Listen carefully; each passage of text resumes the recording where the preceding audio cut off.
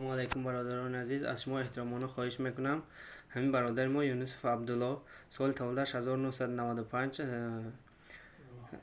از ناحیه رودکی لنز کرایون سالی 2016 به فدراسیون روسیه آمدگی مسکو. همی تقریبا یا 3 ماه طریق تلفن با خانواده‌اش علاقه برآمدگی تا حاضر به درک شدگی. از سال 2016 التماس برادران یک دستگیری کنید. هم برادر را کوفته ایستادیم. حدیث صحیح است. پیامبر مثل بادی وزان خیرش به مردم میرسید. ما چی شده است امروز وقتی که یک بیمار یک کسلی را در سبق‌های مجازی میمونن، در کامنتاری مردم میبینی گپای قبیح میگن. ای دوستی عزیز، میتونی کمک کن، نمیتونی نگو سخن قبیح. مردم نیاز دارن به کمک. میتونی بکو کمک کن، نمیتونی نگو سخن قبیح نگو. از این خاطر دوستان عزیز، یکی از رکن‌های اسلام این کمک به مردم نیازمند است، به فقیران و مسکینان است. دوستان عزیز، لطفا آنهایی که صدای بنده را میشنوند، بخصوص مردمی که پولدار هستند، پول در راه درست صرف کنید. این پول و مال آن چیزی را که در راه خدا دادی همو است اونا را با خودت میبری. یک روز رسول الله صلی الله علیه و سلم خانه اومدن که یک گوسفند بود، یک گوساله بود. مادرمون عایشه همش صدقه کرده، یک پاش مانده بود، یک پا را تنها مانده بود، باقیش صدقه کرده بود. پیامبر صلی الله علیه و سلم پرسید، مادرمون عایشه گفتن که همش صدقه کردم، تنها یک پاش مانده بود.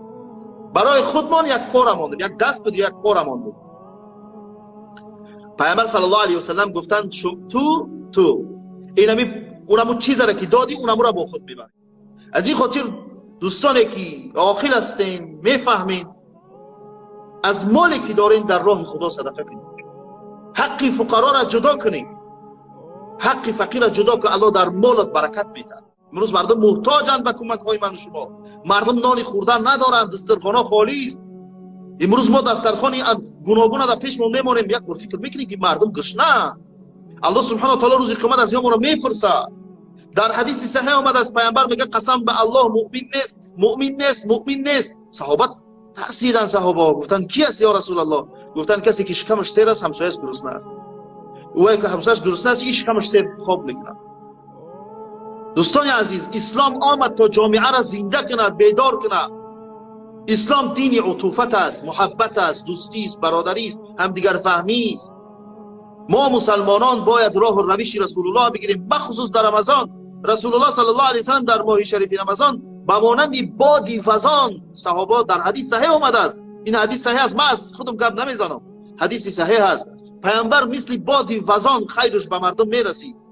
ما چی شده است امروز وقتی که یک بیمار یک کسلی را در سبق‌های مجازی میمونن، در کامنتاری مردم میبینی گپای قبیح میگن. ای دوستی عزیز، میتونی کمک کن، نمیتونی نگو سخن قبیح.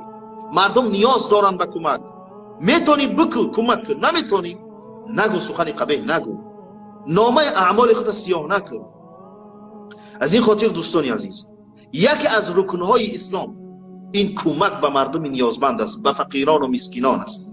یکی از رکنش است و این عظمت اسلام است. عظمتش ببینیم، تأسیس اسلام یکش بر این است که ما به فقیران و مسکینان کمک کنیم.